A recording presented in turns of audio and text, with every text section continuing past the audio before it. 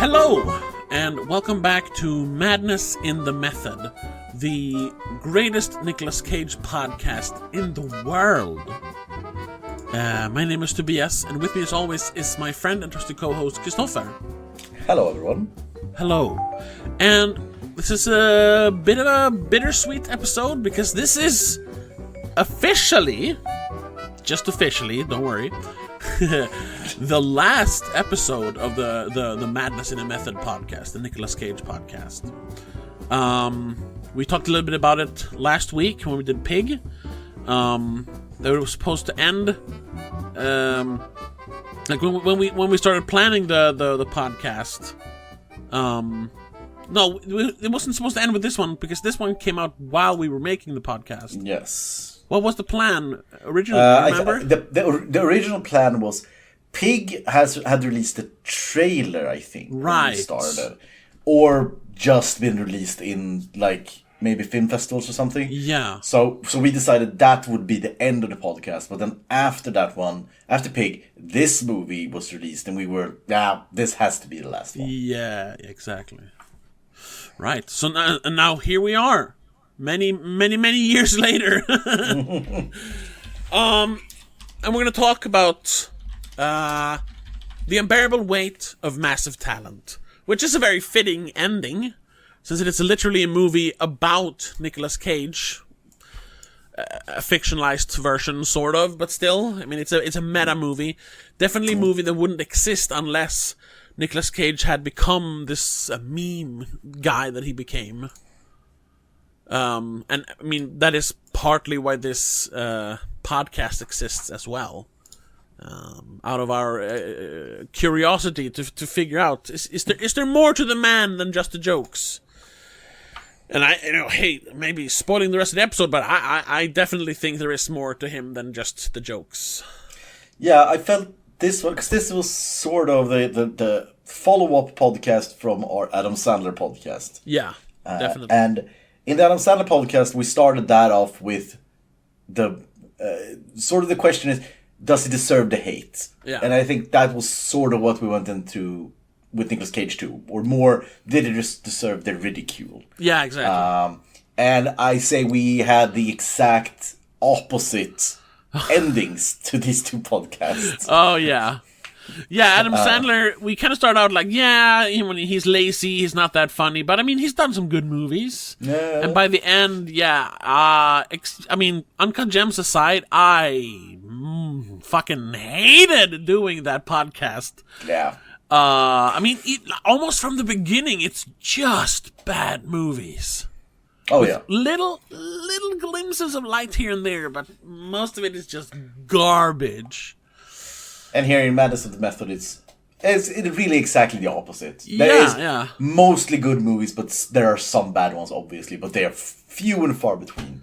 Yeah. But I think this, talking about his career and his previous movies, we'll save that till later. Oh, sure, yes. Now, what movie we're going to talk about this time? We're going to talk about, like I mentioned, we're going to talk about The Unbearable Weight of Massive Talent. Yes. Came out in 2022. Written Yes. and directed by Tom Gormican, also co-written by Kevin Etten. Of course, starring Nicolas Cage, but also Pedro Pascal, Tiffany Haddish, what's his name? Ike something. No, Ike. Ike Barinholtz, the other FBI guy.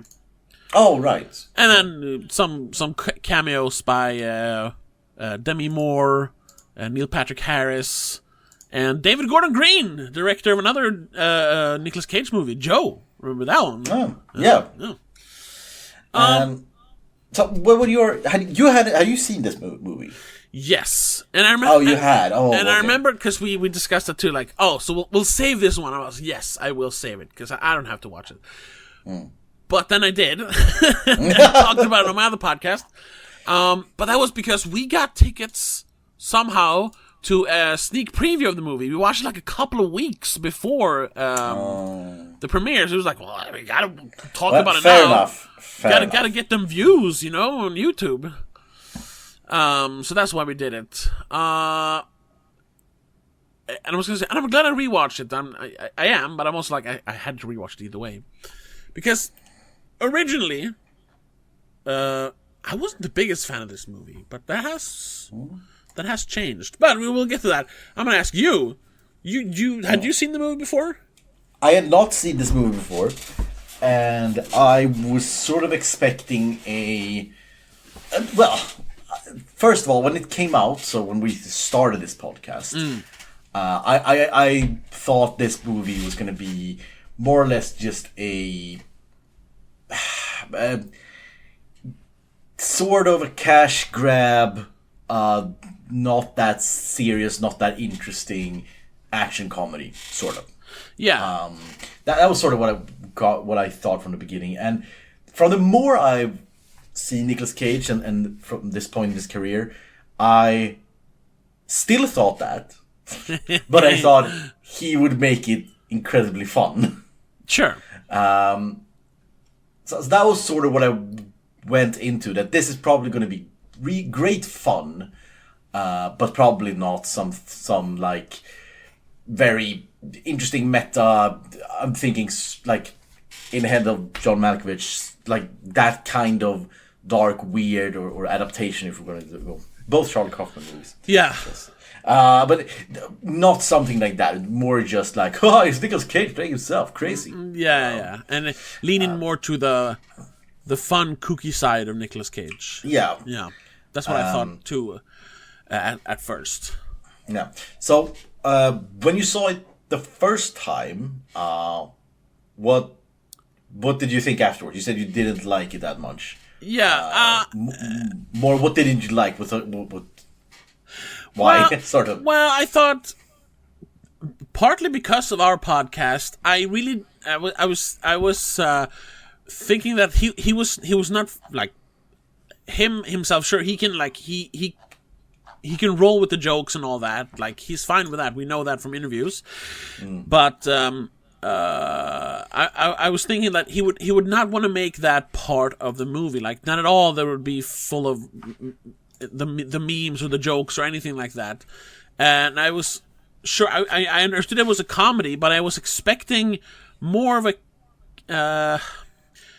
character-driven story or character-driven movie. And I thought the whole FBI kidnapping plot got in the way of actually exploring the character of Nicolas Cage. Yeah. But I guess, they were going for more lighthearted tone than I was hoping for. And did you share that sentiment this time around? Yes, I still think that to some extent. I still think that the FBI subplot or the FBI plot gets in the way because or really all the stuff about Nicolas Cage and Pedro Pascal hanging out, all that stuff feels like this time it also felt like that was the afterthought, but sometimes it also felt like the FBI stuff was the afterthought. Like there were two two combating stories here. Like, no, this should be about this. No, it should be about this. And then in the end, there's too little of both for either of them to be super interesting. But I did enjoy it more this time. I guess because I was prepared for that. Yeah, and I feel what you're. I feel the same. The problem with this, for me at least, is I feel that's intentional. That is the meta narrative of the movie, because it is they're writing the movie in the movie, and while the subplots or the plots, I guess, are fighting with each other, the character in the movie are also fighting about which plot should take the back seat. Yeah. So it is by design. It's not as in other movies we've seen where they just sort of squeeze something in. This is I feel at least this movie is very, very thoughtful and very meticulously constructed to be exactly this. The problem is that just because you're self-aware of it and it's on purpose doesn't mean it's less annoying. No. Yeah, I know, because it's similar. I'm not saying these are on the same level here, but it's similar to adaptation where the kind of meta plot becomes the plot of the movie. Yeah. Here's the same thing. I disagree with it being meticulous. I think there's a lot of like plot holes that they're just, glossing over. So like, let's move on to the next scene. All right? Okay. Like what, for example? Well, do you have an example? Yes. Okay. When Nicolas Cage, he goes into town after the first night with Javi, Pedro Pascal's character, and he talks to himself in the bar. The younger Nicky makes out with himself. Yes, that's very Nicolas Cage. Yeah. And that's when he gets kidnapped by the FBI, Ike Barinholtz and Tiffany Haddish, and they're like, we believe that this guy, he's an arms dealer and he's kidnapped the president's wife. We need you to find her. And he's like, no, I'm not gonna, I can't do that. Like, he's not that guy.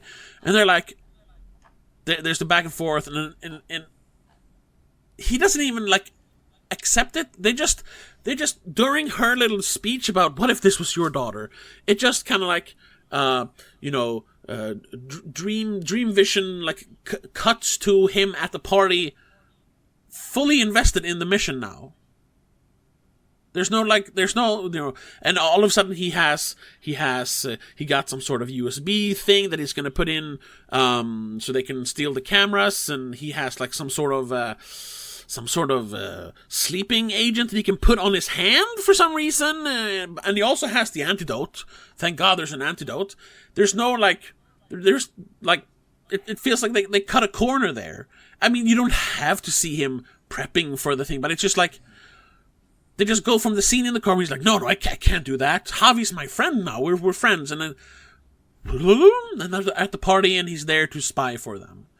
There's a couple of more like that. All right. And then spoilers, or not spoilers, but the ending, which just feels like we got ourselves painted into a corner here. Well, cut to the other one. Yeah, we'll get more into spoilers later, I suppose. I see what you're saying. Stuff I don't like agree. Okay. I don't agree at all, really, because I think all of those are. Because yes, if we're talking about those scenes where we just sort of skip to the next point in the plot without really traveling there, I feel that's, well, the way I interpret that is that that's also the problem with this movie. I think we are watching the movie that they are writing. We're not watching the. I mean, it is because they write this like this. Because they are talking about it in this way. And when we hear Nicolas Cage and Pedro Pascal, when they're talking about the movie, this is how they talk about it. It's not, they don't do it that much, talk about the movie, but when they do, it is this very jump cut. Yeah, and then we go over here and do this thing. And I think that's why the movie's constructed in that way, because that's how they write the movie. Sure. So it's this, that it is this, we are both watching the actually happening, the things that are happening, but we're also watching the movie that they wrote in the same time. So that's at least how I interpret that. So I don't see that as an issue or a plot hole, because again, that's what it's intentional.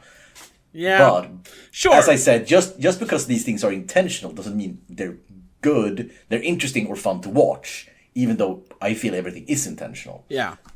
And that is the biggest issue with the movie. I won't. For me, at least. I'll retract the plot hole thing, except for the end. I still think that's a plot hole. But it's just sloppy then. Sloppy writing. I think again, I don't think it's sloppy writing. I think it's meticulous writing, but not good writing. Okay. They're very, very detail oriented, but they sort of got lost in all of the symbolism and all of the fan service and all of the jokes that they sort of forgot to make some parts of the movie fun to watch. Yeah, sure. If you put it like that. Yeah. I think we have the same feeling, but we're coming at it at two different angles. Yeah. And yeah, so when I go back to that, when I was done with the movie, that was sort of my feeling. That it's a very thoughtful, constructed movie, but not that fun to watch, unfortunately. Sure, yeah. I do think that it's a lot more fun after our journey, with all the Nicolas Cage knowledge we have, because there's a lot of references and fan service in this movie. Yeah. I'm not even sure I spotted them all, but obviously the writing is very adaptation. There's lots of obvious references to like Con Air and Face Off, and I mean they mention a movie like Guarding Tess. It's just like, what? Yeah. That one, okay. Yeah. Yeah, I was gonna say about how the movie is set up. Like, I think you enjoyed more if you're a. It's kind of a, you know, it's such a, which is also, I guess, because they discussed that. It's so middle of the road. Like, this is obviously too much of an in-joke movie for people who are just familiar with the Nicolas Cage as a mean guy. But it's also too surface level and not. I mean, he's literally playing a fake version of himself. So it's not, at least for me, not super interesting to like more hardcore fans, or whatever you want to call it, connoisseurs of Nicolas Cage connoisseurs like we are. It's too surface level for that. So I'm not sure who the movie is for. Yeah. Also, a big point of the movie, or a big problem issue, I guess. Yeah. Because I feel that too. That like I felt like I got most of the references. Yeah. But in that case, since I got all the references, it's not that interesting. It isn't one of those, oh, look at that thing. It's the movie telling you, look at this thing. Yeah, exactly. It's from this specific movie in this specific scene. Yeah. And it's like, yeah, I know. You don't have to tell me. And if you don't know, then who cares? Yeah.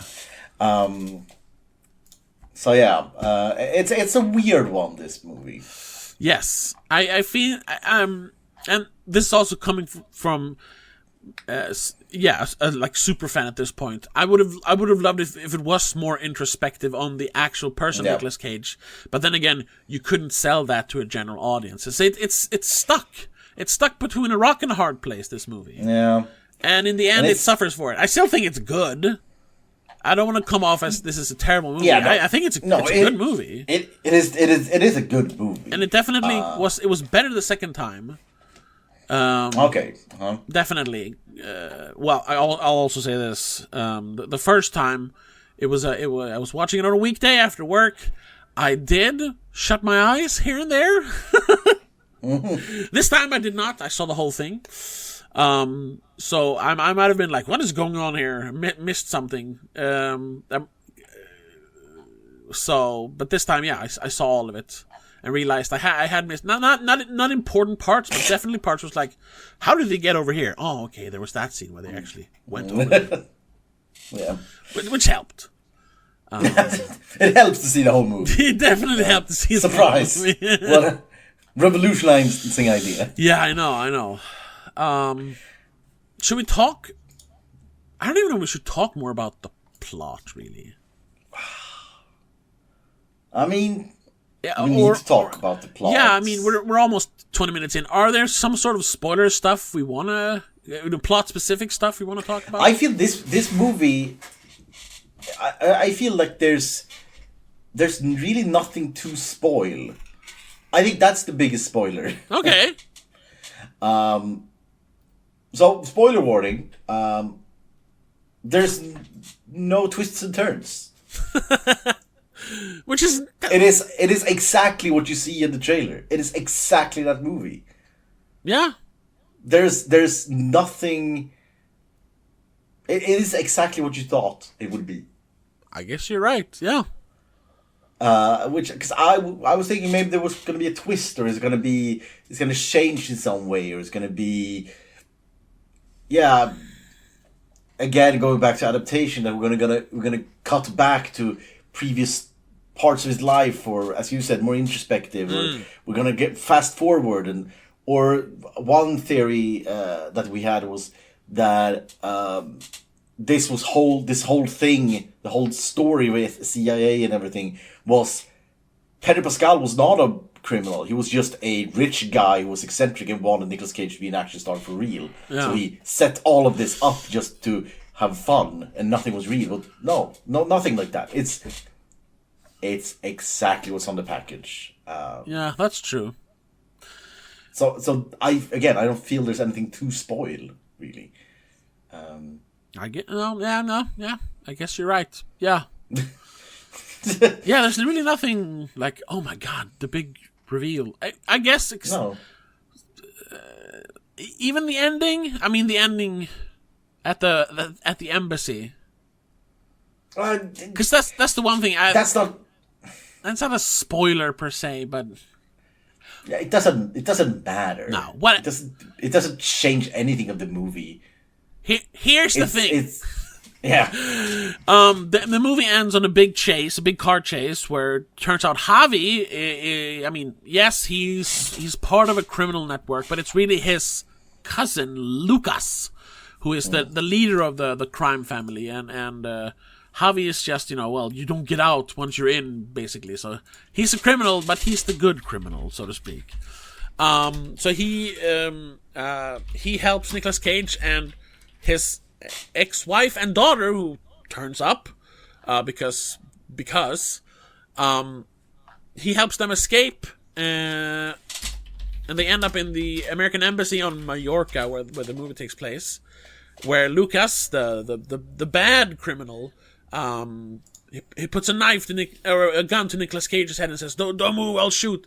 And out of nowhere, Nicolas Cage's daughter throws a knife at Nicolas Cage, and he catches it and just turns around and stabs Lucas in the heart. And all of a sudden, his daughter and ex-wife have turned into other people. They're Demi Moore and some other lady. Yeah. And this is the end of the movie about what happened on Mallorca with Javi and Nick and everything. Because, yeah, throughout the movie, Javi talks about wanting to make a movie, write a script with Nicolas Cage. So when they work on that from time to time in the movie. So all of a sudden, yeah, we're at the premiere of the movie. It's the end of the movie, and everything's safe.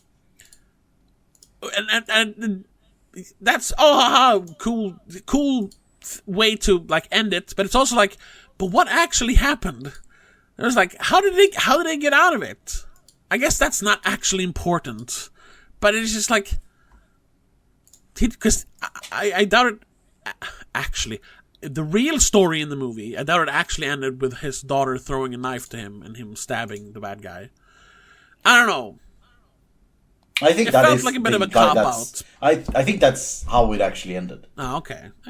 In reality, so to speak. Because it is the real daughter who throws the knife. I know. I actually rewound it just to check out when they switched actors, and it isn't until after he stabs him. So I think, and that's, again, it's one of those things where same with him accepting a job from CIA, they're cutting fat because it is, quote-unquote, uninteresting how we traveled from point A to point B. Everybody know point A will be point B, so we just cut out that travel.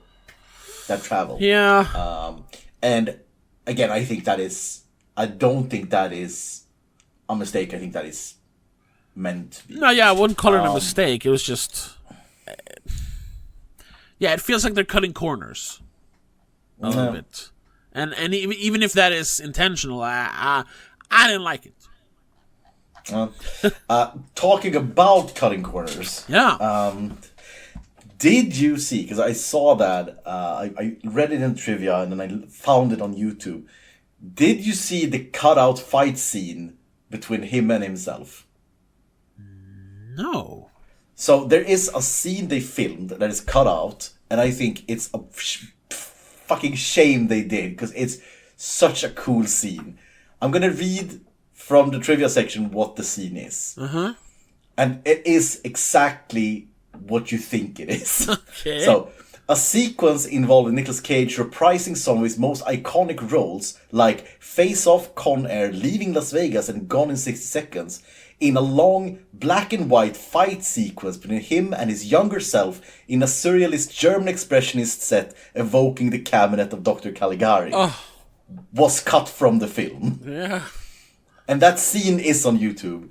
After this podcast, you should look it up. It's amazing.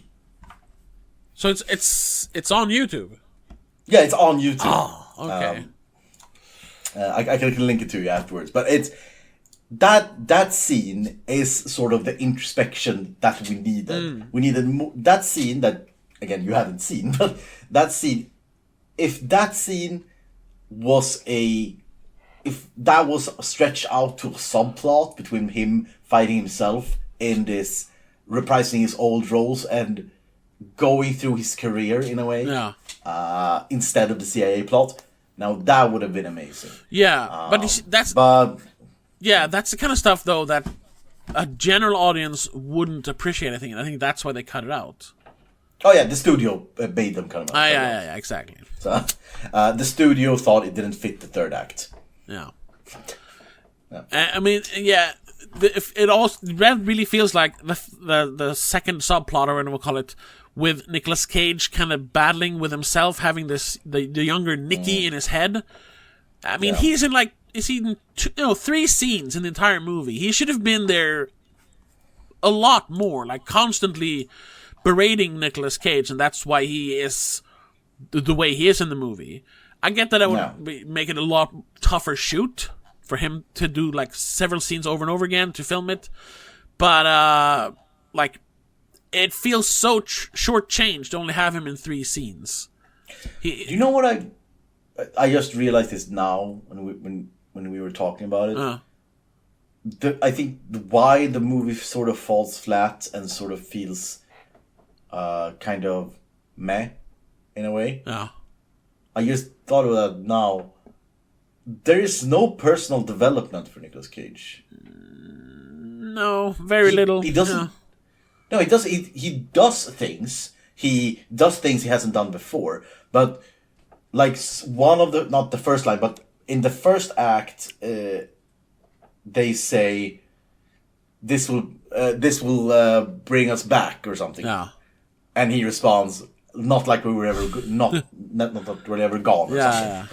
And then the movie ends with the same quote. So it's like he didn't develop anything. He didn't realize anything. He didn't change anything. Yeah, okay, fine. He realized that he needs his daughter to choose a movie sometimes. Yeah, I was gonna say that's the one thing. It starts with her saying, you always pick the movies we're gonna watch, and in the end he lets her pick. Yeah, and that's not I don't count that as personal development or a journey. No, it's very, very surface level. He does, in the beginning, he puts his career in front of his family. That's why they're kind of split up. But of course, towards the end, he definitely puts his family first. That's why he saves them. But the stakes are much higher than just the career at this point. It's life and death. And then the whole thing with, and we'll be back. Not that we ever went anywhere, but that's the whole thing. Like they're joking about all the bad movies we just went through in this season, or I guess this in the last season.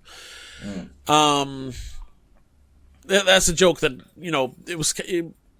I made a joke about Mandy and Pig, was him coming back. Not that they ever really went anywhere though. It's just him saying, because, hey, I kept working, that's what I'm supposed to. It's a job, isn't it? He mentions that as well. But yeah, he was kind of gone. If you compare late 90s, early 2000s Nick Cage to late 2010s Nicolas Cage, I mean, he was gone, so to speak. Oh, yeah, definitely. But I mean, his mental image of himself. Sure, no, yeah. It's the same. Very little has changed, yeah. Yeah, and I think that's what's missing again with the Nicky character. Yeah. That we need to have him either in the beginning saying that he's a superstar, and at the end he realizes he's not, he's just a human being, or vice versa, that he's just a human being at the beginning, and then he does all these action scenes and realize, no, I'm actually a superstar, and that something needs to change, and nothing does. So I think that's why the movie feels for me sort of not hollow, but there's no real emotional impact. No, there's no, it's not very complex. There's no depth. It's just okay, whatever. It is exactly what we see and nothing more. There's nothing to think of. There's nothing to.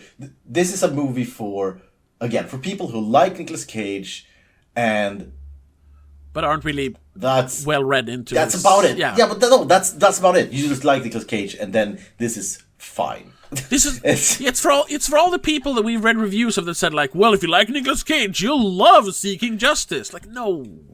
Yeah, there we go. That's the audience. That's the audience this is for. I know you're kidding, but that 100% that is. Yeah, no, I'm kidding, but I'm serious. That's what it is. It's a movie for the general audience. That's the problem. The general Nicolas Cage audience. Which at this point, that is not who Nicolas Cage should cater to, especially in a movie about himself. Like, it should have been the weirdest thing ever. They should have gone all the way. But once again, because they had a relatively big budget, I mean, they had fucking Pedro Pascal, who at this point he was on top of the world. The Mandalorian, I think of course he had already done Game of Thrones. Like, he was a fan favorite. So they got Pedro, probably because they shot this earlier. But they got Pedro Pascal, so it's like, we gotta sell this now. So let's make it more easily digestible, which I think is a mistake. Yeah. Imagine this, maybe, and I don't know. I don't want to say it's an ego thing, but maybe a little bit. Even though I don't think Nicolas Cage is that egotistic. Imagine if it starts out with Nicolas Cage being just. Not a complete asshole, but like an asshole. And he's like, oh, well, yeah, I make all these movies. Like, sort of like he is. Like, he's very caught up with himself. And he doesn't really care about his family. He just said, oh, of course I care about my family. I want to... But it's the whole thing. Like, he puts himself first. He picks all the movies and all that. And he's kind of unlikable. You know, a little bit of washed out, maybe. Like, all these things you have here that is in the movie, but just dial it up a little bit. Make him unlikable. But throughout the movie, and have Nicky in there a lot more, because that's the unlikable part of him. The one who thinks he should be a fucking star, you know? And him battling with that, the ego inside him, and then putting in that fight scene, that would have been amazing, yeah.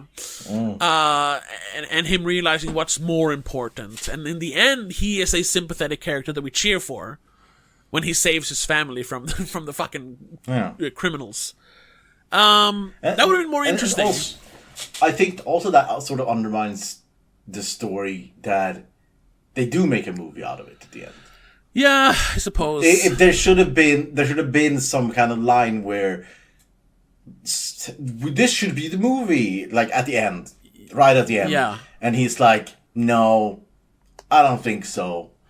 Because this is real life. Yeah, this is for my family. Exactly, they shouldn't have turned it into a movie in the end. Yeah. Yeah. Because that, again, they could have made it... It sort of shows that he still doesn't choose his family. Yeah, he didn't choose... He chose his family first instead of the after party. And then, but he still made a fucking movie. He still turned their trauma into a movie, yeah. Yeah, he's like, it's... I mean, it could have been a joke, like... That they're kind of writing the movie, because not a lot of scenes are depicting them actually writing the movie or coming up with ideas. They just do acid and like think of things to say in the movie. So imagine that kind of little side plot kind of peters out and kind of disappears, especially when things become more serious. But then when you have the final showdown. And you don't just have Pedro Pascal get shot in the shoulder and it's not in the movie anymore, which was also kind of annoying. They should have been there in the end. They should have been them back to back, just going, whoa, shooting, you know. But you have the whole thing. His daughter, or maybe Pedro Pascal, throws him the knife. Make it more about, fuck the family. No. That's part of his redemption arc.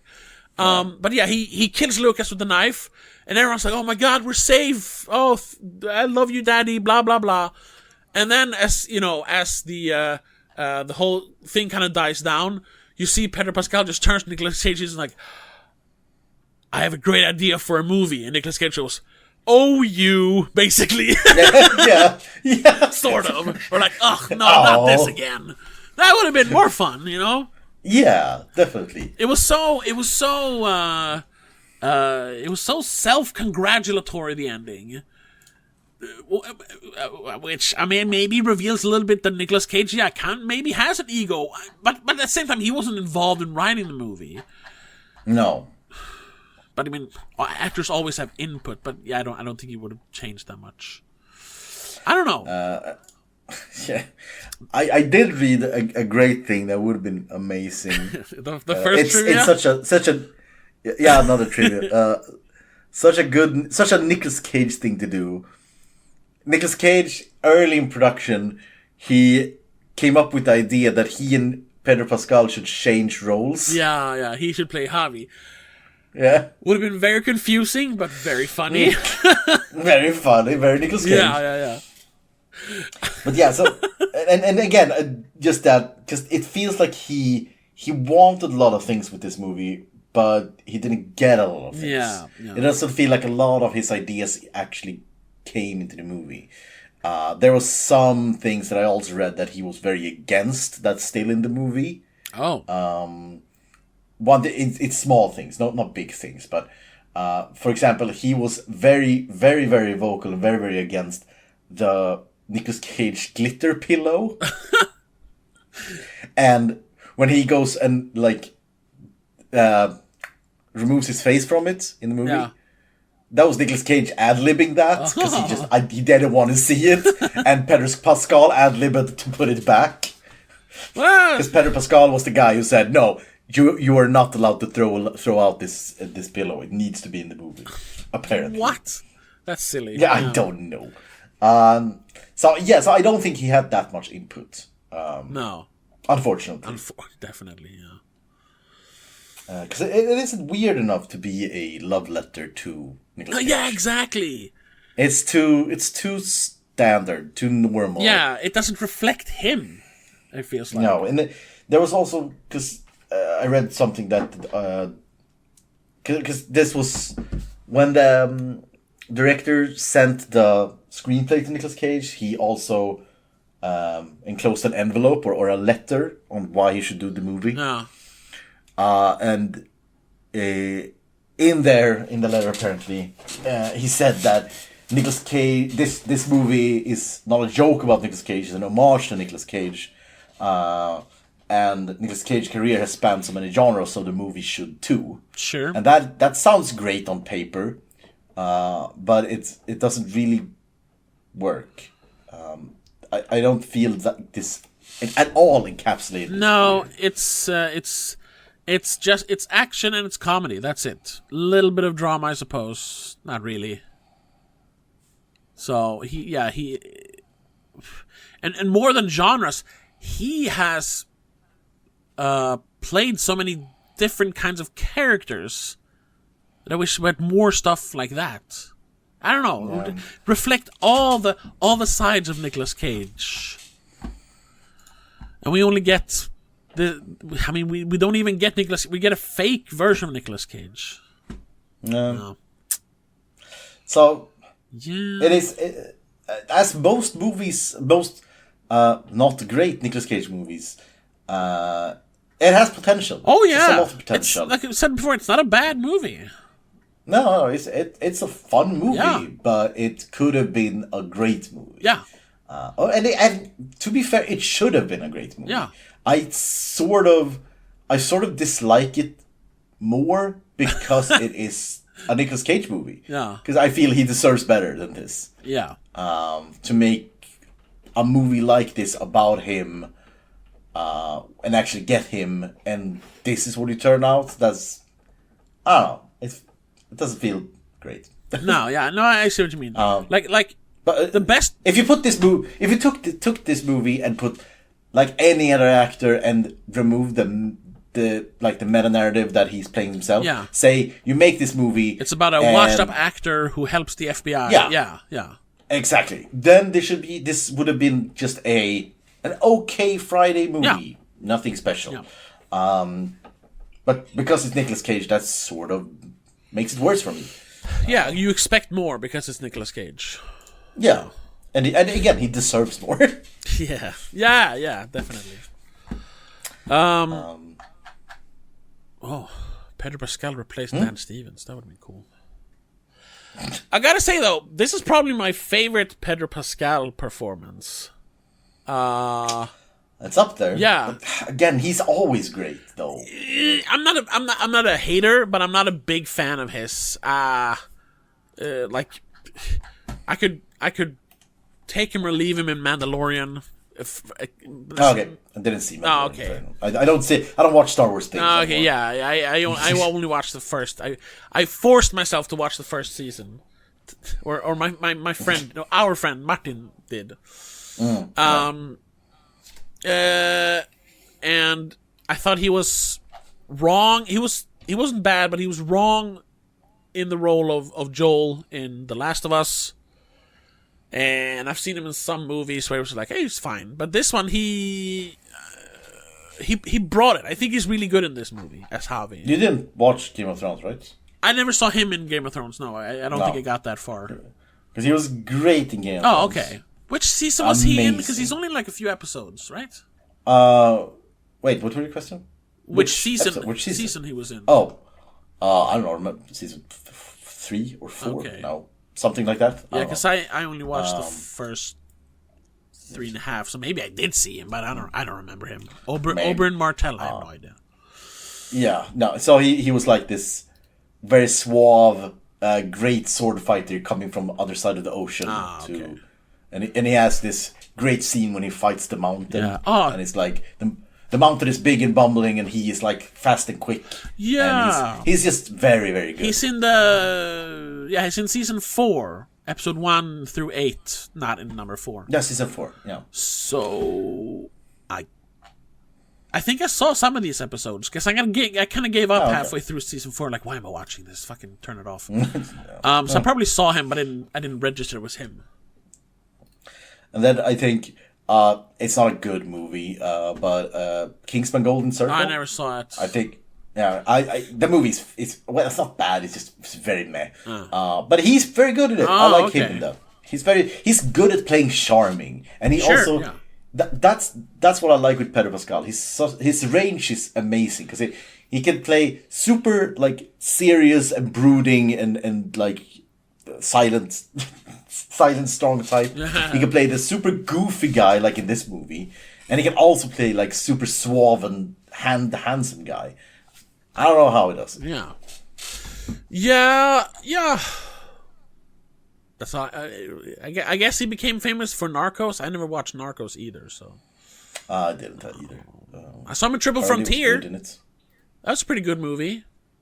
But he's kind of because he's acting against Ben Affleck and Oscar Isaac.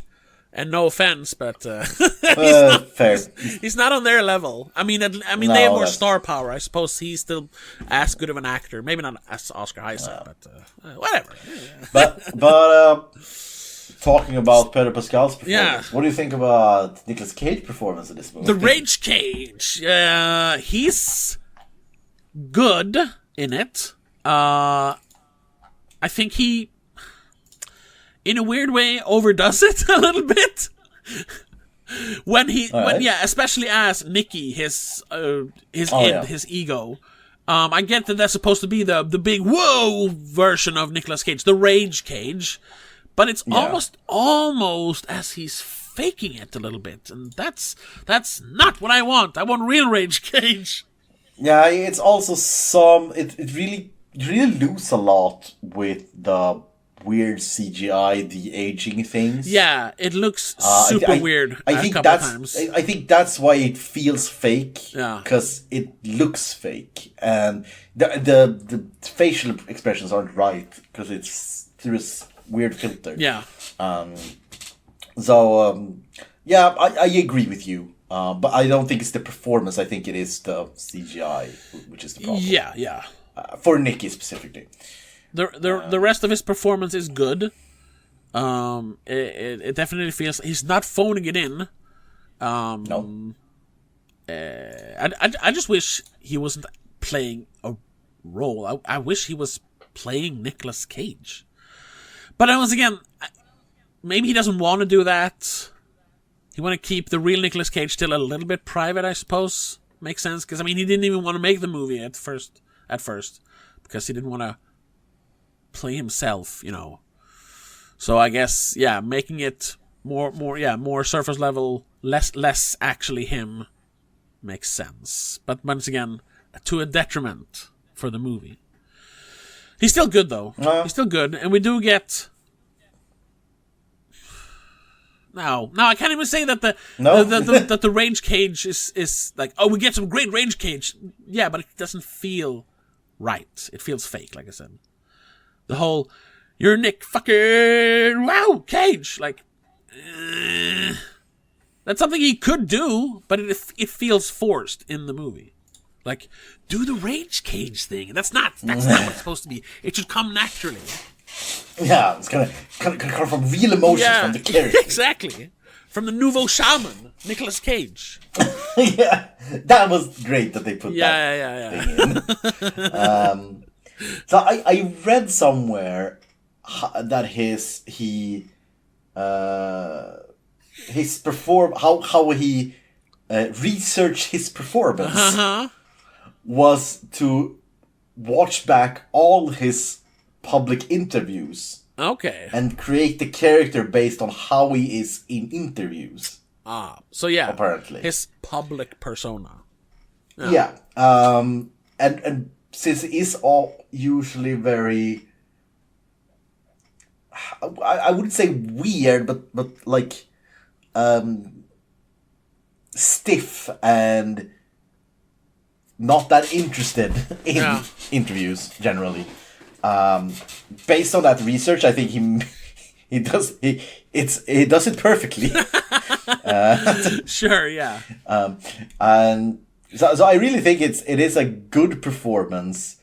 Again, yes, Nicky part is weird. It feels forced, and I think it is CGI, not the performance, but I can't be sure. But just the real Nick Cage, put it like that.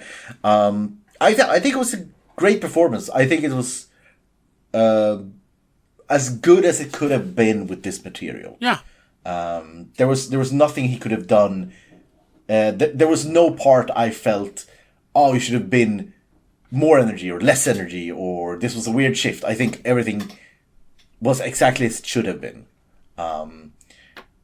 So yeah, I think it is a great performance from him. All right.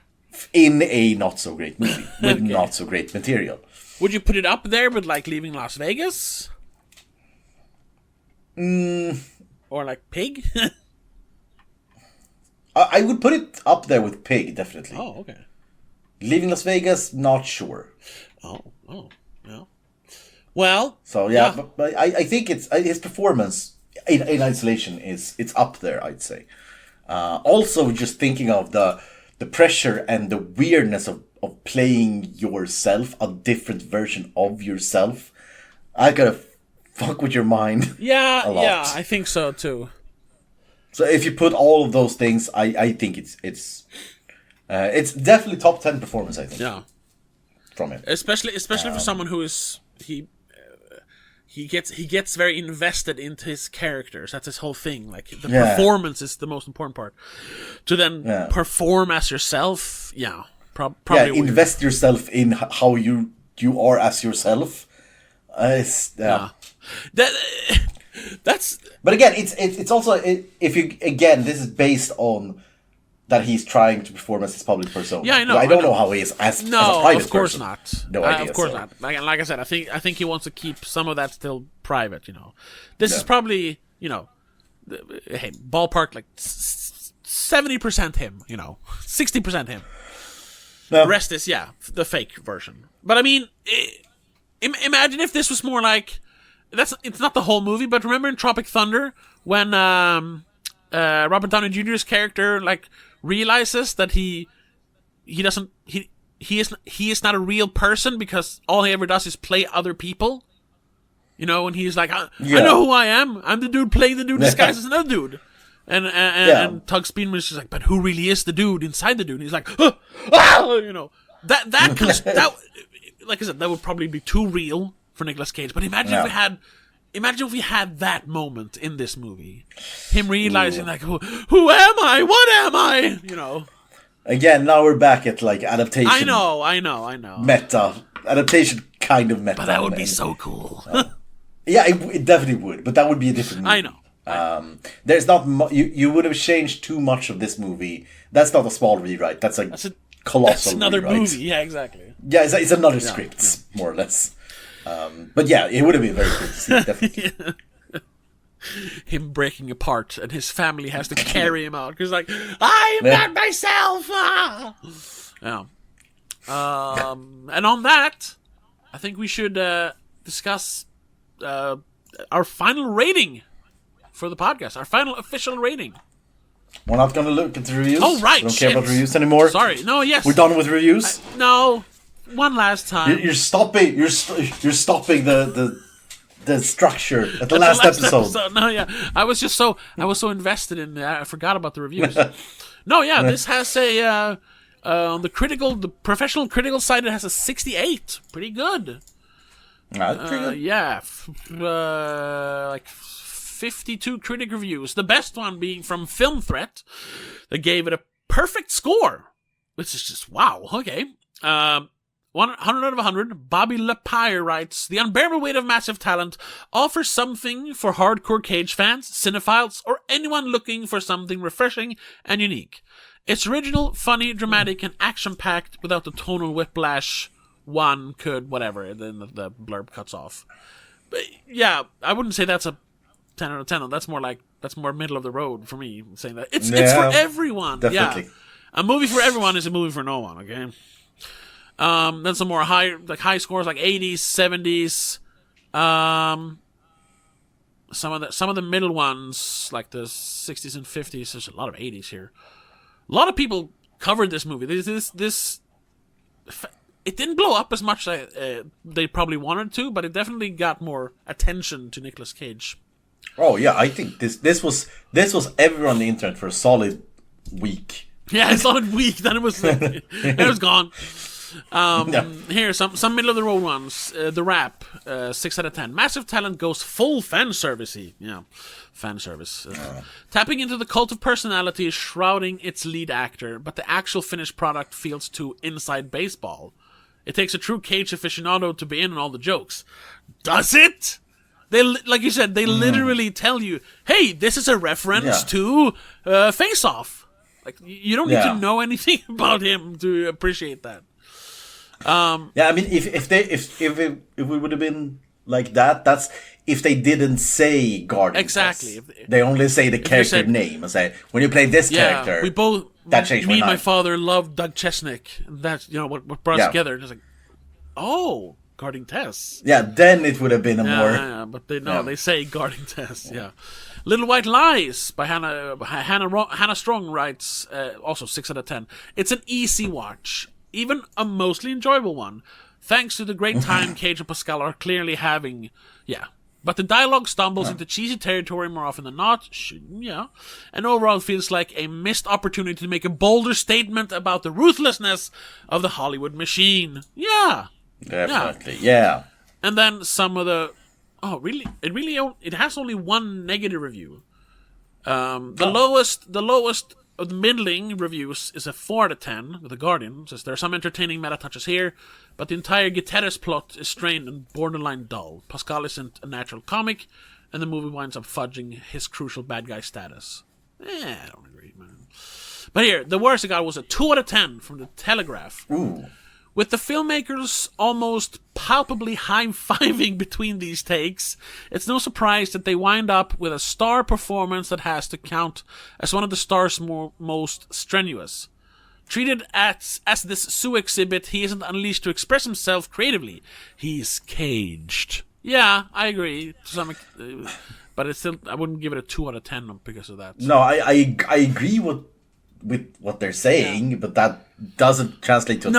Exactly. That translates to a 5. But what is the audience saying? What's the audience score? So it's very similar. It has a 7.0. Okay. Yeah. Almost exactly. And most just giving it a very positive 7s or 8s, most of them. I found one here I think sort of feels sort of what we're talking about. It's a 5 out of 10. I'm not sure we all saw the same movie.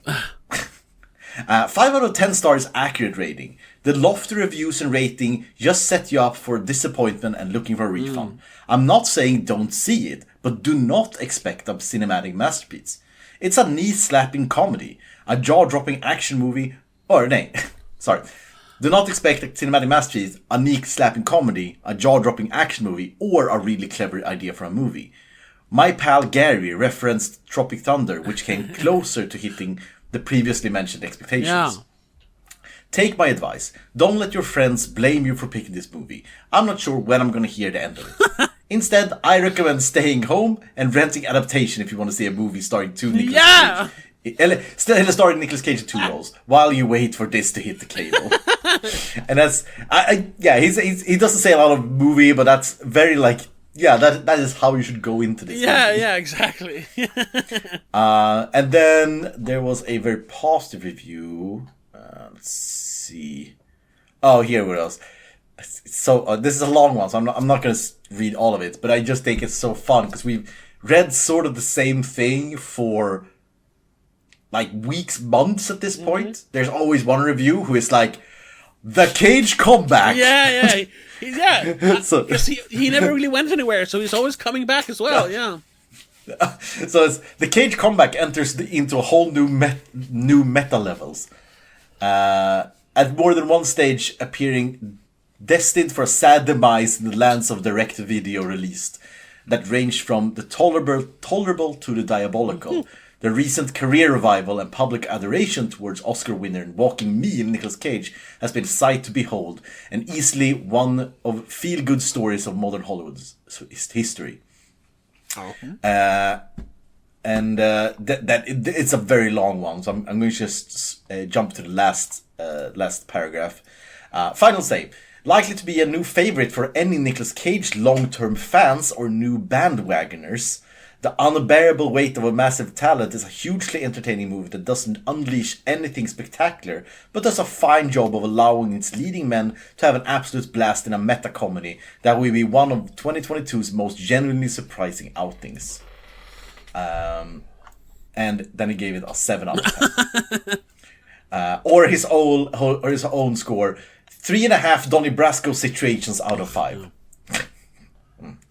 But yeah, most are just think, oh, this is pretty cool.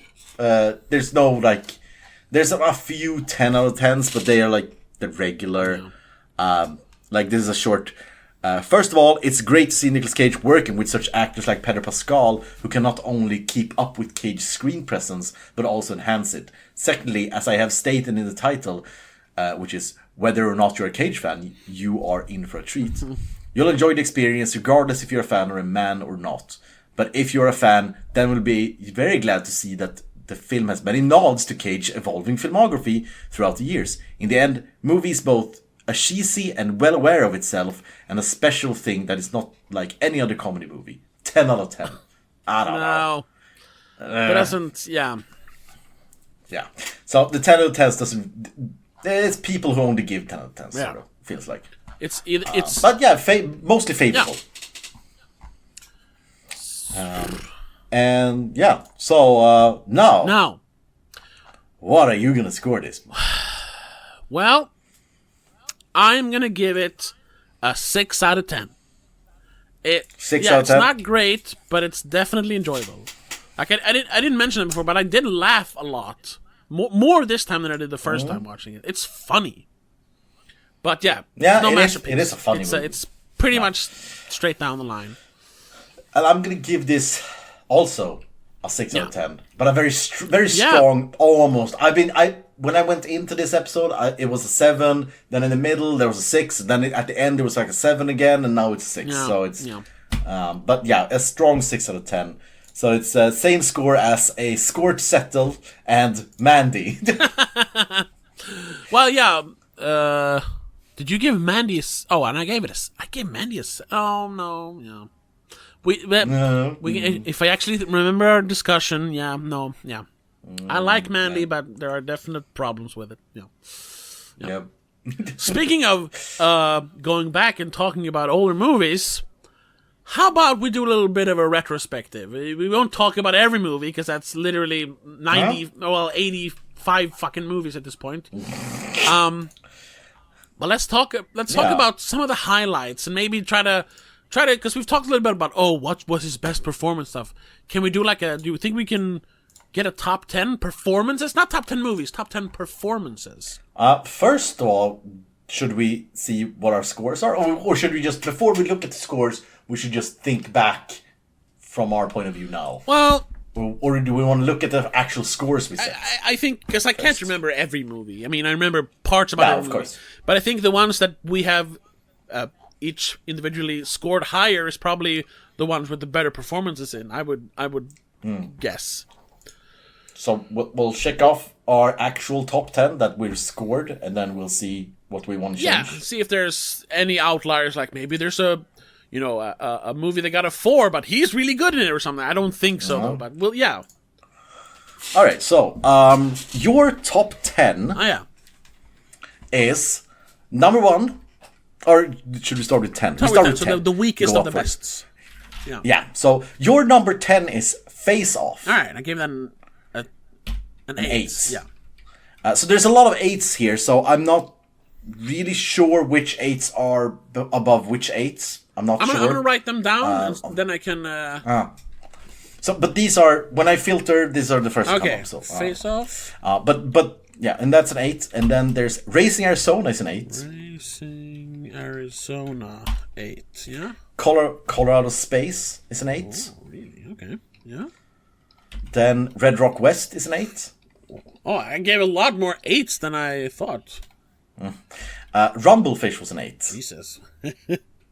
And then you only gave 3 9s, which is Moonstruck. Oh, yeah. And then there's Pig. Yeah. And then there's Leaving Las Vegas. And then your only 10, which we all know is Vampire's Kiss. Yes! So you have a few more 8s now when I look at the list. You have 1, 2, 3, 4, 5, 6 more 8s. Really? Hold on. Yeah. You want them too? Yeah, sure. Okay. So now we have Wild at Heart. Wild at Heart, yeah. The Weatherman. Oh, yeah. That was one of those discoveries. Yeah. Or adaptation. Oh, yeah. Yeah.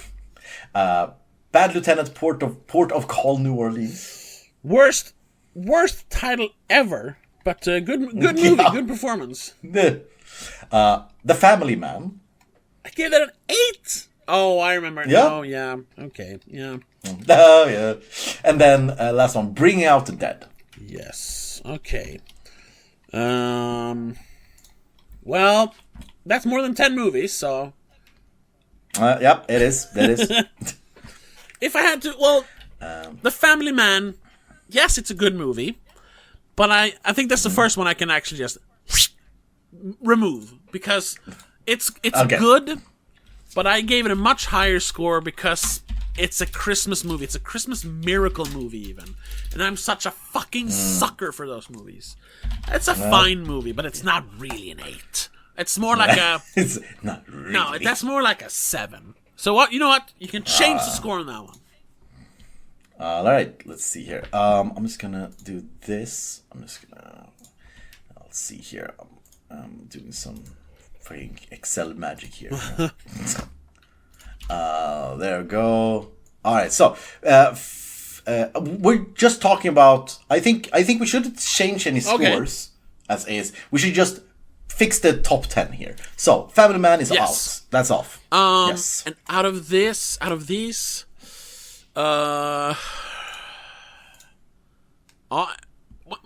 Once again, am I judging the movies or his performances?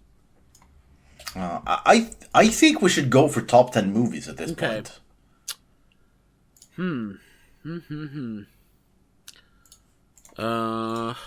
Well, I mean, just judging from the scores, then I could remove a bunch of 8s. I guess.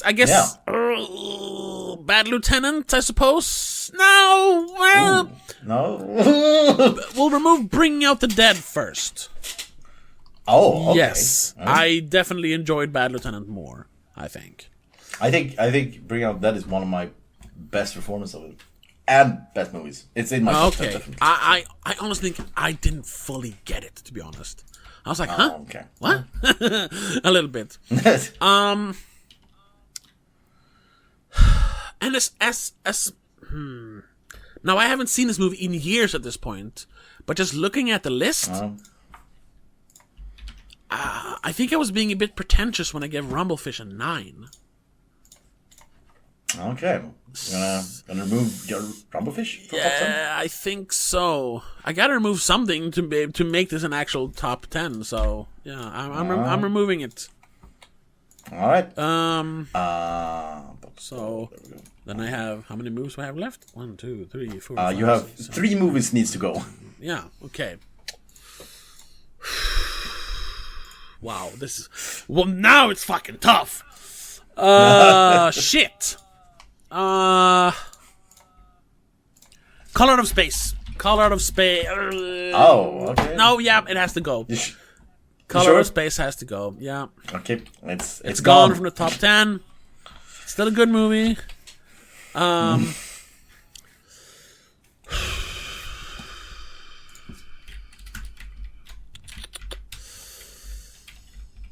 Oh shit.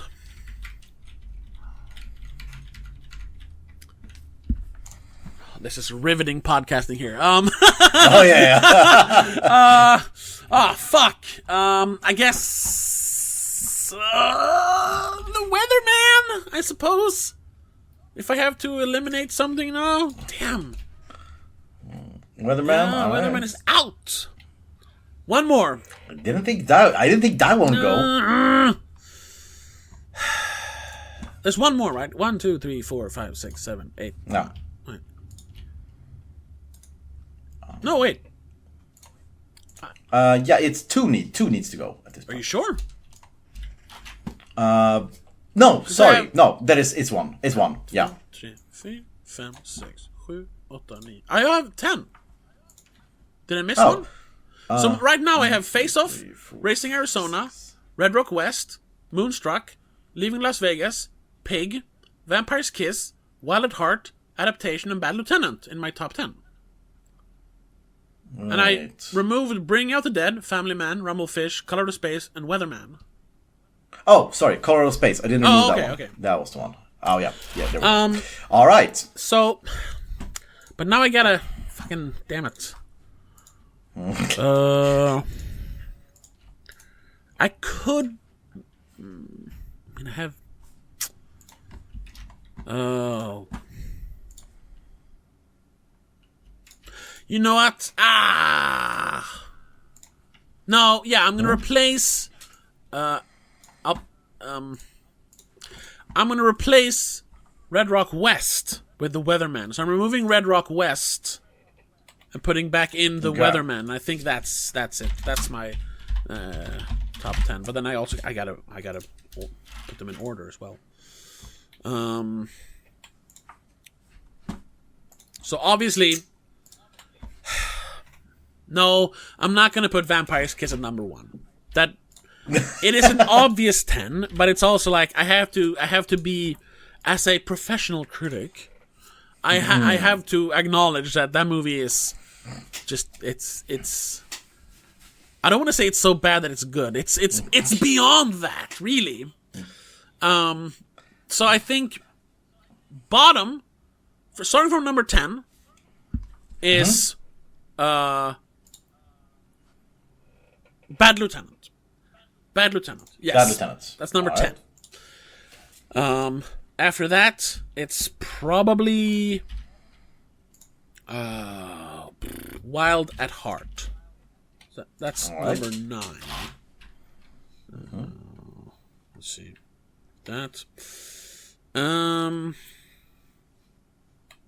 So Bad Lieutenant, Wild at Heart, then that's up there, right? Then The Weatherman. It's number 8. All right.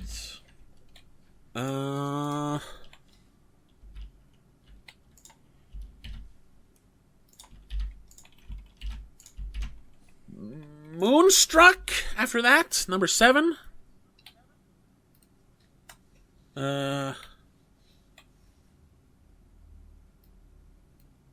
Shit. This is tough. Yeah. Moonstruck, Racing Arizona.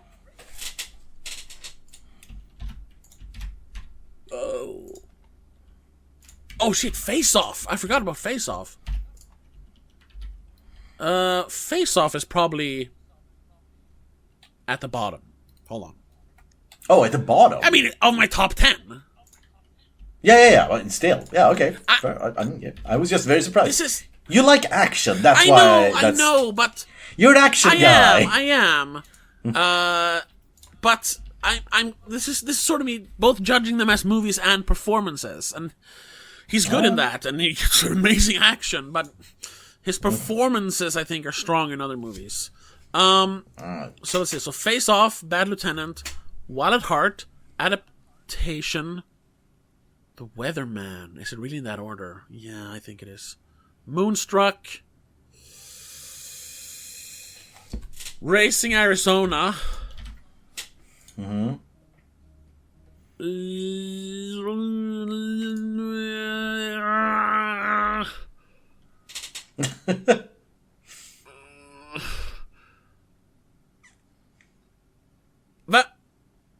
Vampire's Kiss.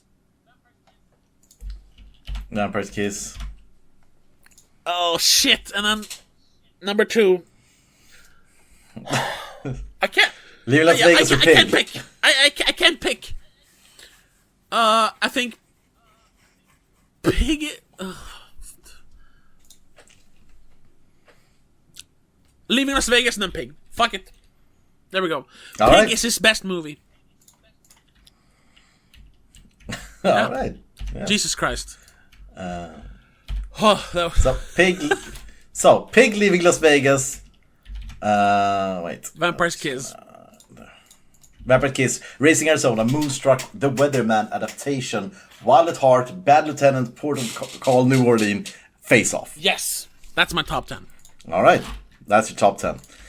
So now we're gonna do exactly the same for me. Yay! Yeah. So my top, I got top 15, which is 9s and 8s. Sure. All 9s and 8s. And then we have from the bottom we have Lord of War. Oh. Captain Corelli's Mandolin, Snake Eyes, Yeah. The Bad Lieutenant Port of Call, New Orleans, The Family Man, Bringing Out the Dead, Face Off, Racing Arizona, Moonstruck, Colorado Space, Red Rock West, Rumblefish, Pig, Leaving Las Vegas. So there's a lot of the same, but there's also a few others. I'm gonna say first of all, Lord of War. That one can go because I love that movie. Before was when we rewatched it. It's still a good movie, but it's not a top 10. No, yeah. It's more of an interesting movie than it's a. Because I know when we talked about it, you said it was one of your favorites, but after I have watched these many, maybe it has moved down in his. Yeah, after I watched so many others, it's like no, this is not one of his. It's his top 50 exactly. Definitely, but that's not top 10. Yeah. Family Man also going for sort of the same reason as you. It's a lovely movie, but it's more of a like cozy, nice feeling. Exactly. I'm gonna remove Racing Arizona. Actually. Okay. I think Racing Arizona is a. I fully.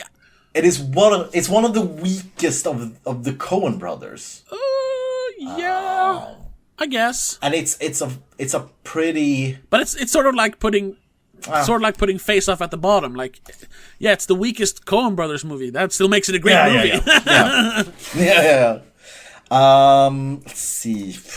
Moonstruck. I don't remember that that as so No, good. I remember, or maybe that I just liked it a lot more, but I don't remember you liking it that much. Maybe, I don't know. No, that's what I'm saying. I just worded it weirdly. I don't remember that I enjoyed it that much. I gave it an 8, but I don't remember I enjoyed it that much. No, I was awestruck by his performance in that, though. And I remember that. Yeah.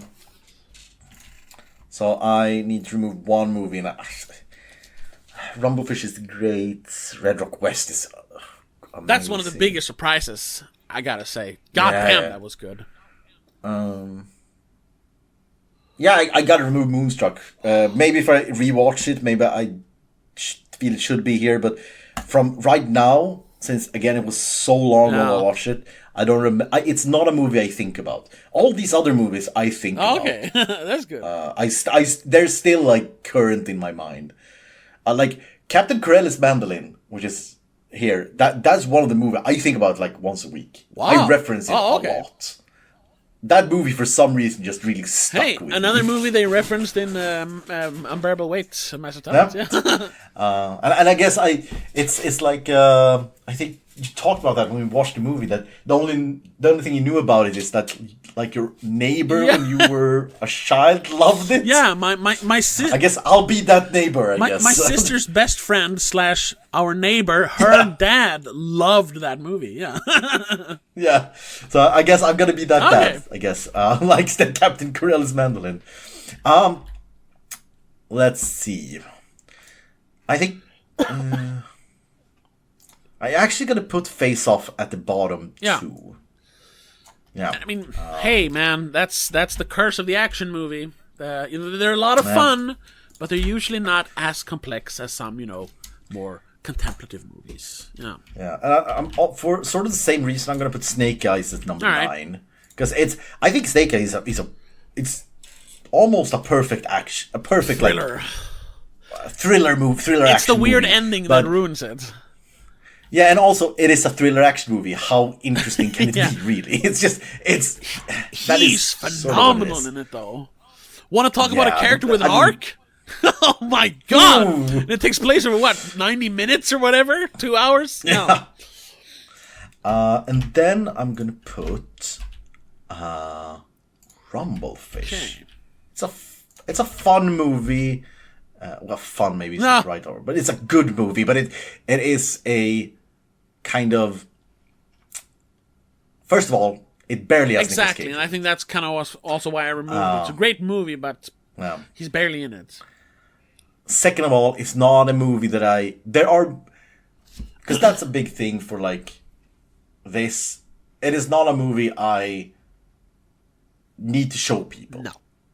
It's not a movie that I'm gonna. Oh, you haven't seen Rumblefish? It's not really a hangout movie. Hey, I want to show you this great movie. No, just or just like if someone comes to me, I need a movie. I need a movie tip. Do you have anything? Rumblefish is not gonna first. I'm gonna say Snake Eyes before Rumblefish. Honestly, maybe Snake Eyes above Rumblefish. Well, we'll see.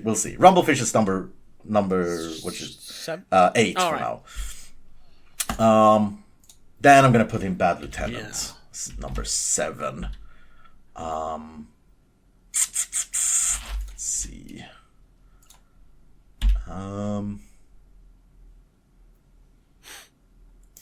It's between like Bring Out the Dead, or Colorado Space, or Captain Corelli's Mandolin. Ooh. I'm gonna put Bring Out the Dead. Number 7. Captain Corelli's as number 6. And Colorado Space as 5 then? Or Red Rock West. Ooh. Hey, it's your list. No.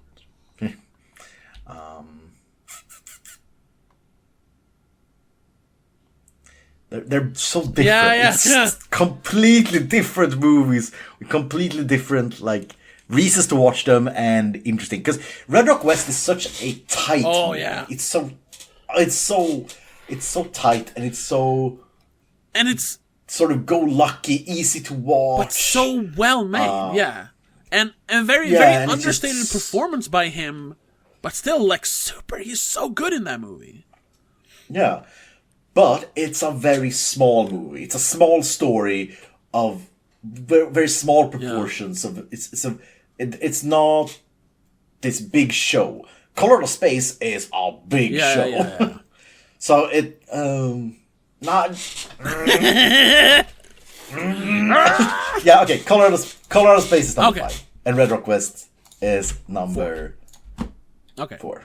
So top 3. Top 3. No, wait. 1, 2, 3, 4, 5, 6, 7, 8, 9, 10. No, Red Rock West is number 3. Oh, okay. Or because it's. So what do you have left then? You have Pig and Live in Las Vegas. Live in Las Vegas, Pig, and Red Rock West is my 3 right now. Is Red Rock number 3? Red Rock could be number 2. Really? You're gonna go that high? Could be. It could be number 2. Yeah, I'm gonna do this. I'm gonna do. You're gonna like it. I'm gonna put Pig as number 3. Okay, listen. I understand. It's very subjective. It's your list. Are you sure that his performance in Pig as Robin is not as good as his performance as the guy in Red Rock? The guy, Michael Williams. Again, I did not rate performances. I said that. I rate movies. I didn't rate his performances. No, I think his performance is better in Pig, but I would sooner put on Red Rock West than Pig. Okay. No. I don't think Pig is a movie I'm going to rewatch, like, in the foreseeable future. Sure. Red Rock West, I may see that this week. Okay. I haven't planned on it, but I mean, I could. Yeah. But that means that your number 1 is Leaving Las Vegas. Leaving Las Vegas. Yeah. Leaving Las Vegas it's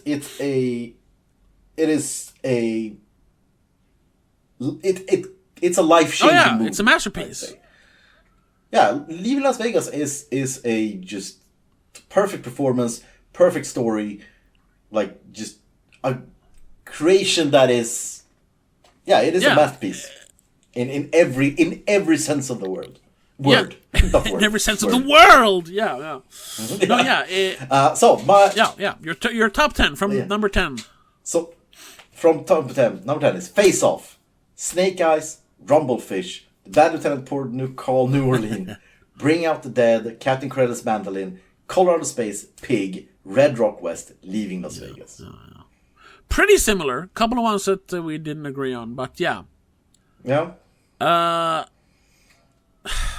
And almost from, well, not from the beginning, but from having watched Wild at Heart, all that way back in 2020, 2021?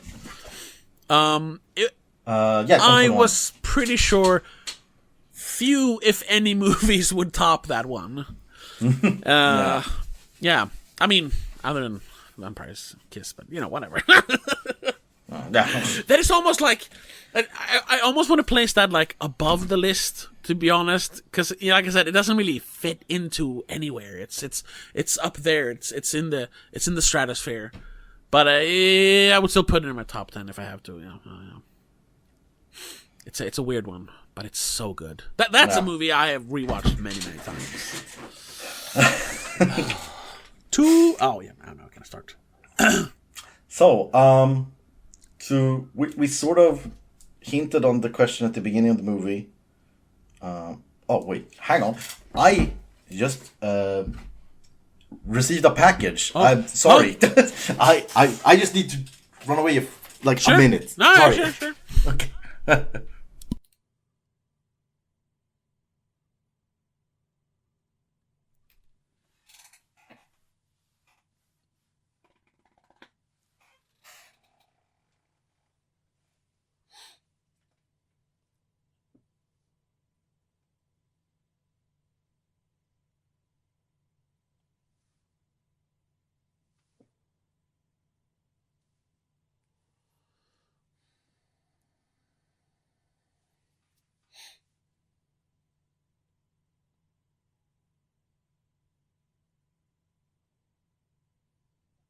I'm back. Sorry. You're back.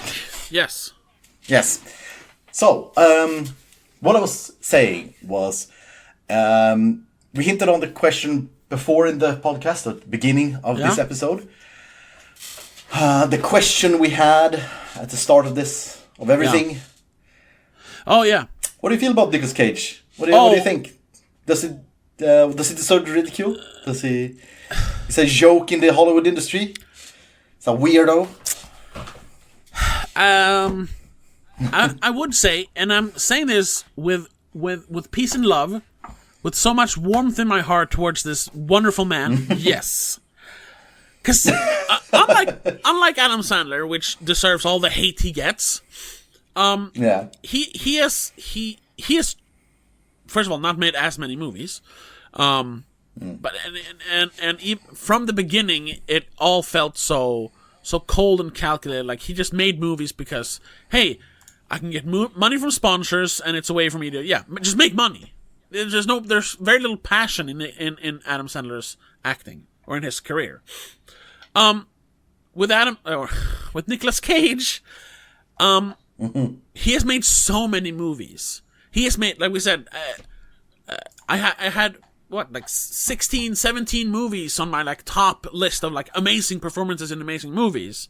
No. Could barely pick 10 of them, Same thing with you. You had 15 that wasn't top list. And he's made many more great beyond that as well. But he has also made so many bad and just weird, not in a good way, movies. He is a weird guy. To the point where it is, you can make fun of it. But it's balanced by him being one of the best actors, I would say the best performer working today. And I also think that's why he's kind of become this, there was some article we read a long time ago where you're calling him like a meme god, or it's something like that. He deserves that moniker, but not only because he's bad, but because he is both bad and good. He's a fucking enigma like that. So he deserves the ridicule, but with a heartwarming you silly guy who made fucking Inconceivable, one of the worst movies ever made, but I love you because you also made Pig and you also made Red Rock West, But then I think it's so fun you still can't fucking just that fucking Inconceivable. Let your I hate that movie for that. I hate it. But then you have the movies where you have no idea what to do with it, like Ghost Rider 2, Spirit of Vengeance. Well, it's pretty bad movie, but he is so good in it. Scratching at the door! I will never forget that moment. It's one of my favorite movie moments of all time. I can feel it inside me. Scratching at the door! So I will forever laugh at all the dumb Nicolas Cage jokes, but I will always defend him as one of the best actors of all time. Legitimately, not as a joke, legitimately one of the best actors of all time. I can't say I can't say a word against what you're saying. I stand behind every word. It's he is one of the weirdest, but also one of the best actors. And I was just for fun, we talked about his bad movies and unthinkable. Just top 10 worst movies. God. We don't have to put together a list. I'm just gonna read. Sure. And so yours are, in no real particular order, Frozen Ground, Unthinkable, or Inconceivable, Between Worlds, Willis Wonderland. The one movie that I think we mentioned a lot at the beginning, but then sort of forgot about, Firebirds. A long time that was the worst shit ever, dude. Mm-hmm. And then Frozen Ground. I think it was Frozen Ground who beat it. So that movie was his worst movie for 23 years. Yeah, no. Until he made Frozen Ground. I'll vouch for that. Yeah, Firebirds suck ass. I hate that movie as well. And then we had Wicker Man, Left Behind, and Prisoners of Ghostland. So that's your 8 top or bottom 8. After that, there's just a whole lot of 3s. We're not going to go. That's 1s and 2s. Okay, makes sense. And I don't have any 1s actually. I'm not a single one. You. Not one. You had 4. Wow, I have no. Wow. So I had Frozen Ground is a 2, and then I had Between Worlds, Willy's Wonderland, Left Behind, Deadfall. Yeah. And Wind Talkers. Oh, you didn't like that one? No, I mean I get it. It's not great, but What? Wind Talkers was horrible. It was worse. I gave Firebirds better score than Wind Talkers. No, wait. Yeah. Where's Wind Talkers? There it is. I only gave it a 4 though. Yeah, but you gave it a 2. Like, come on. Okay. Yeah. No, I fucking hated that movie. That was one of those movies where I was angry that it robbed hours from my life. I just fucking despise that. That's my inconceivable or unthinkable. That's for no reason I just fucking hate that movie so much. Still, I now thinking about it, maybe I should give it a 1. Whoa, I don't know. Okay. My only 1. I fucking hate that movie. But yeah. So definitely, he's done a lot of bad. A lot of bad. But that's just what happens when you make this many movies. Yeah. They're not all going to be bangers. And as we said, I think that's the most important thing that I learned about Nicolas Cage. And we said that almost every episode. It's always a good idea. It's always a cool idea. There's very, very few times it feels like cynical. Yeah, the few movies that he made that wasn't a cool idea, are movies that actually made a lot of money. the mainstream general audience shit. Yeah. Yeah, like for example, like Trapped in Paradise. Oh yeah. I'm not saying it's a bad movie, but it's not a movie that's not a cool idea. Some robbers are in a small town. That's the movie. Especially that one gets a lot of free real estate just because it's a Christmas movie. At least for me. Yeah. Same with like It Could Happen. Well, that's a true story. It could happen to you, but that's a true story, I guess. But you liked it less than me. That's true. Yeah. But yeah, so he's always. So for that, I think people talk a lot about his depth and that he just makes a lot of movies and he just says yes to everything and a lot of that's a lot of slander he gets. But I think during this podcast, I really learned that no, he's very picky of what movies he does. Yeah. But it's not picky in the way, sort of that he talks about in this movie. The Unbearable Weight of Massive Talent. That it's not about only picking the best movies or the blockbusters or like doing that, but always picking the movie that sounds that it could be cool. And we know from interviews in real life, like when he picks movies, it's even bad movies, he picks them because he thinks, it could be an interesting idea, or this is like an up and coming filmmaker with a cool idea. Yeah. So sure, I'll give it a shot. And you don't always hit bullseye, but at least like you said, he doesn't pick them cynically. It's not just a paycheck. Very, very few times it felt like just a paycheck. Yeah, there's a handful of movies that we couldn't find a reason why he made it. I think like The Runner is one of those movies. Yeah.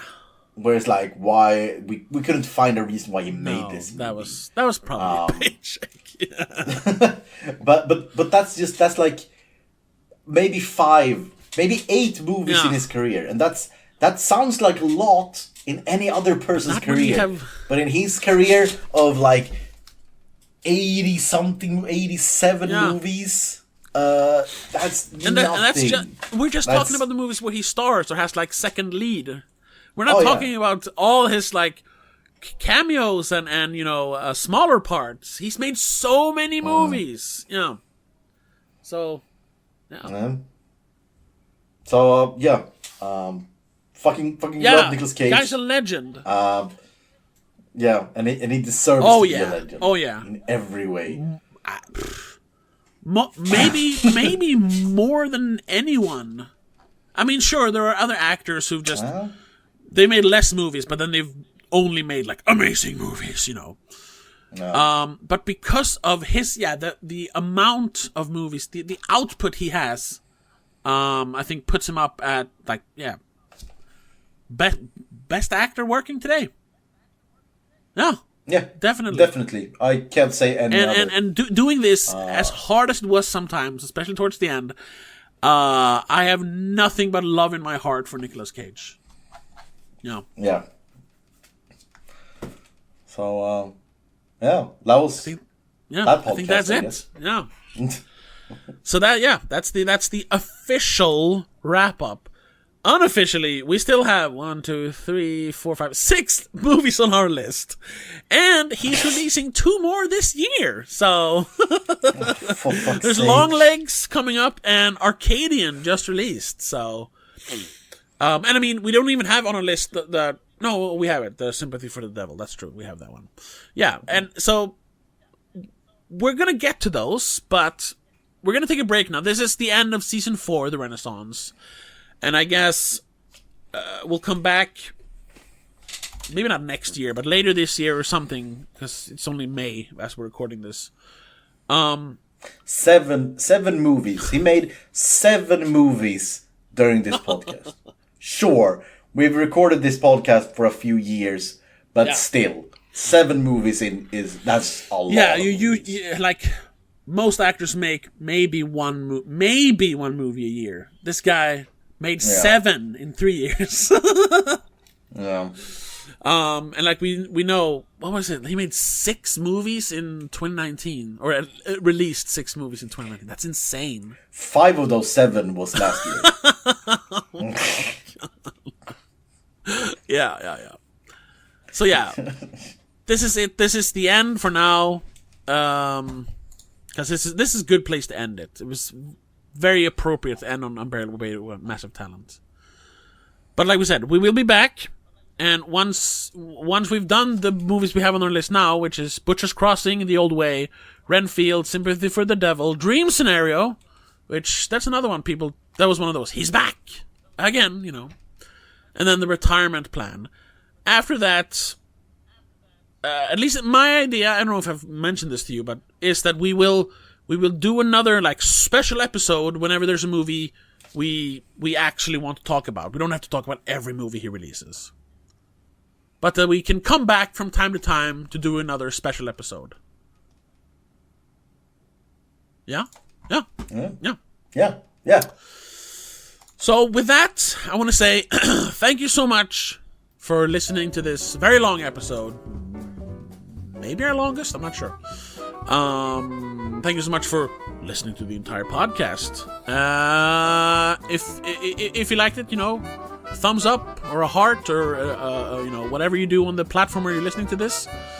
And if you wanna support the podcast or support mine and Christopher's in the future podcasting endeavors, check us out on patreon.com/don'tmakeascene. Literally hundreds of hours of exclusive stuff you can watch and listen to there for just $3 a month. Check it out.